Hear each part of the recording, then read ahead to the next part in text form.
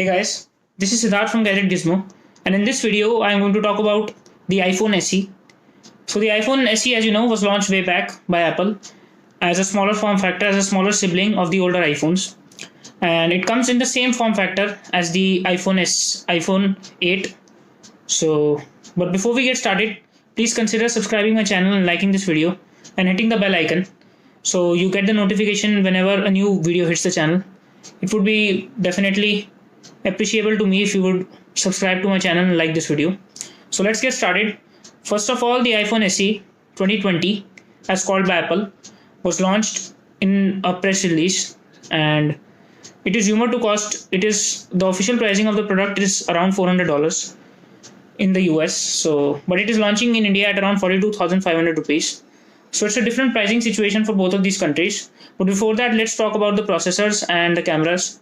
So first of all, on the performance front, it would pack in the new A13 Bionic processor from the iPhone 11 and the iPhone 11 Pro. So that's a very nice addition in the sub $400 to $500 range. And with the latest processor, Apple is definitely hitting the mark here.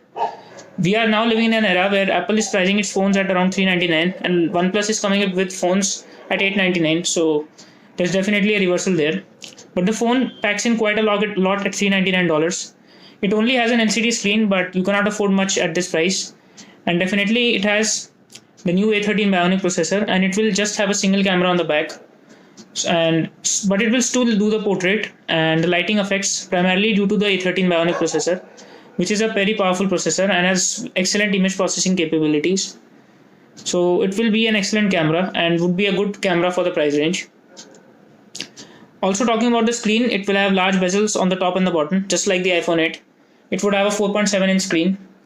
So that is not acceptable for a lot of us here and a lot of my audience who are watching this channel, as most of us want the latest and greatest in tech, as there are a lot of devices available which have hole punches, which have pop-up cameras. Also, talking about the pricing, the $399 pricing is a great one for the United States and for the global market. And it roughly converts to around 29,000 here in India. At rupees 29,000, you are getting almost a flagship phone, with a dated design, of course, but excellent internals with the A13 Bionic chip and probably a great set of cameras. So we'll have to wait for that. But on the Indian side, its pricing is at around 42,500 rupees, which is quite a lot of money, and that will get you only the 64GB variant. The 128GB variant will cost around 48,000. So I don't think a lot of people will consider buying this phone here in India, especially when a lot of tech enthusiasts would definitely won't consider, because it definitely has a dated design. But if you just want a phone that works and which has the greatest processor and decent cameras, then you should definitely consider this phone. Also, Apple, by pricing this smartphone in this segment at around $300 to $350 and $400, is definitely trying to reclaim its lost market. So as you know, when iPhones are launched at around $700, $800 or even $1,000 nowadays, the older iPhones go back in price. So you can now purchase the iPhone XR in the United States for about $500.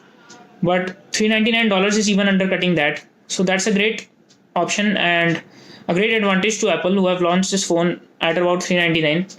Or if you want to upgrade to 128GB of storage, you just have to pay a little more at $449. So definitely it is a win-win situation for Apple in the global markets. But here in India, we have to pay a 50% premium. Would you be comfortable with this design? I know it has an excellent processor and would definitely perform well and would have decent set of cameras also. But are you willing to forego this dated design when we have modern flagships coming out with bezel-less screens and hole punches designs and pop-up cameras? So would you consider this phone in India at around 42,500 for the 64GB and 48,000 for the 128GB variant? Let me know in the comments below. And if you like this video, definitely consider subscribing to the channel and liking this video. So this is Siddharth signing off. Hope to see you in the next video.